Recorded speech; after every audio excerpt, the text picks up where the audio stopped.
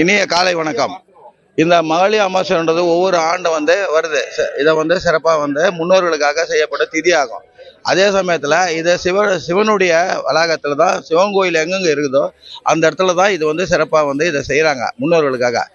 அதை இந்த கோயில் தற்போது அறநிலையத்துறை நிர்வாகத்தில் இயங்கின்னு வருது. ஆனால் இங்கே ஒரு ரெஸ்பான்சிபிலிட்டியாக இவ்வளோ மக்கள் பொதுமக்களுக்காக சேவை செய்கிறது தான் அரசாங்கம். அந்த அமைப்பில் மற்ற விஷயத்தெல்லாம் கூட்டம் கூட்டி எல்லாம் பண்ணுது. இங்கே இவ்வளோ கூட்டம், இவ்வளோ ரஷ் இருக்குது. வயசானவங்க, முதியோருங்க எல்லாம் இருக்கிறாங்க.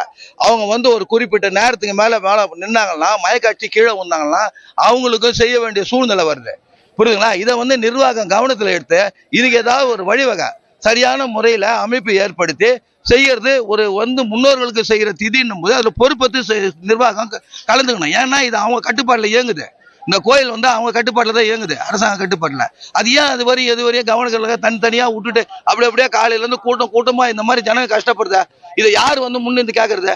இது யாராவது ஒருத்தர் வெளிப்படுத்தினாதான் அது அரசாங்கத்து லெவலில் போகும். அவங்க அதை நல்ல முறையில் முன்னிருந்து அதை நல்ல முறையில் சிறப்பாக அமையணும். அவங்களுக்கு கஷ்டம் இல்லாத பண்ணணும். நான் பேசுறது மெயின் குறிக்கோள் வயசானவங்க, முதியோர், மகளிர், எல்லா வயசானவங்கலாம் செய்கிறாங்க. யாருக்காக செய்கிறாங்க? அவங்க பெற்றவங்களுக்காகவும், அவங்களுக்கு போன மறைஞ்சவங்களுக்காகவும், அவங்க குடும்பம் நல்லா இருக்கிறதுக்காகவும் செய்கிற வேண்டுதல் இது. இதில் இவ்வளோ கஷ்டப்பட்டு இவ்வளோ பண்ணுன்ற ஒரு இதில் ஆண்டவன் என்ன சொல்கிறார்? கஷ்டப்பட்டு ஒரு நிகழ்ச்சியை தேடி அதில் பயனாடி விரும்பல. அவங்களுக்கும் சில வசதிகள் இன்னைக்கு மாறிடுச்சு. 2025 எவ்வளவோ மாற்றங்கள் இருக்குது. ஆனால் இன்னும் அமைப்பு இருக்குது ஒண்ணுமே இல்லை. யாருமே நடவடிக்கை என்ன செய்யறாங்க? ஏதோ ஒரு பாதுகாப்புக்காக 4 பேரை போட்டு விட்டு சுத்தி நிற்கிறது இல்லை. பொறுப்பான அமைப்பு இருக்கணும். யாராவது இந்த நிர்வாக சம்பந்தப்பட்டவங்க இதுக்கு ஒரு டோக்கனோ இல்லை ஏதோ ஒரு பதிவோ இல்லை குரூப்பாவோ ஒரு அமைப்பாவோ 20 பேரை உட்கார வச்சு செஞ்சா இந்த மாதிரி முறையை தவிர்க்கலாம்ல. எல்லா வசதியும் ஓரளவுக்கு இங்க வாய்ப்பு இருந்தோம், எதுவுமே நடைமுறையில் கையாளப்படல. இதே மாதிரி காலங்காலமா நானும் பாக்குறேன். ஒரு 25 30 வருஷமா இதே நிலைமை தான். அப்படியே கும்பலா நின்னுங்க கஷ்டப்பட்டு ஜனங்க போறது எந்த வகையில சரி கிடையாது. இதுக்கு அரசாங்கம் உடனடியாக தலையிட்டு அடுத்த ஆண்டாது இந்த மாதிரி முன்னோர்கள் திதியை ஒரு சிறப்பாக செய்யணுன்றது என்னுடைய விருப்பம். ஓகேங்களா? சண்முகம். இனிய காலை வணக்கம். இந்த மகளிர் அமாவாசைன்றது ஒவ்வொரு ஆண்டு வருது. இதை சிறப்பாக முன்னோர்களுக்காக செய்யப்பட்ட திதி ஆகும். அதே சமயத்தில் இதை சிவனுடைய வளாகத்தில் தான், சிவன் கோயில் எங்கெங்க இருக்குதோ அந்த இடத்துல தான் இது சிறப்பாக இதை செய்கிறாங்க முன்னோர்களுக்காக. அதை இந்த கோயில் தற்போது அறநிலையத்துறை நிர்வாகத்தில் இயங்கின்னு வருது. ஆனால் இங்கே ஒரு ரெஸ்பான்சிபிலிட்டியாக இவ்வளோ மக்கள் பொதுமக்களுக்காக சேவை செய்கிறது தான் அரசாங்கம். அந்த அமைப்பில் மற்ற விஷயத்தெல்லாம் கூட்டம் கூட்டி எல்லாம் பண்ணுது. இங்கே இவ்வளோ கூட்டம், இவ்வளோ ரஷ் இருக்குது. வயசானவங்க, முதியோருங்க எல்லாம் இருக்கிறாங்க.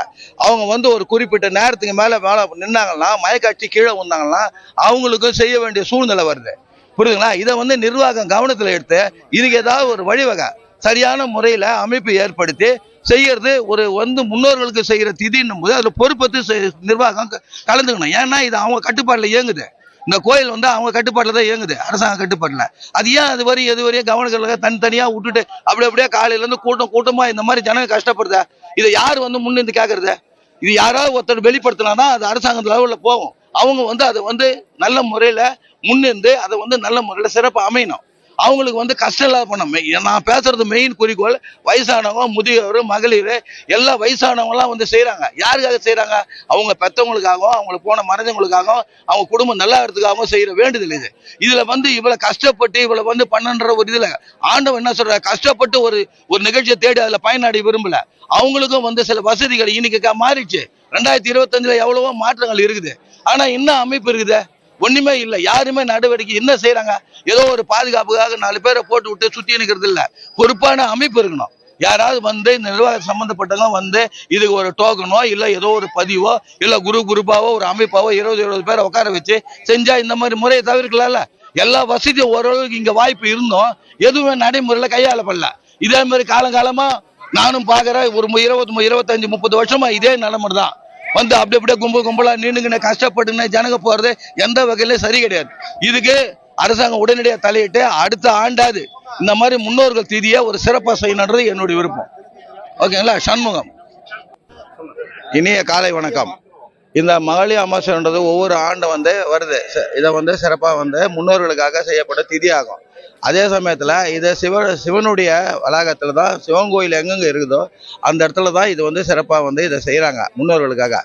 அதை இந்த கோயில் தற்போது அறநிலையத்துறை நிர்வாகத்தில் இயங்கின்னு வருது.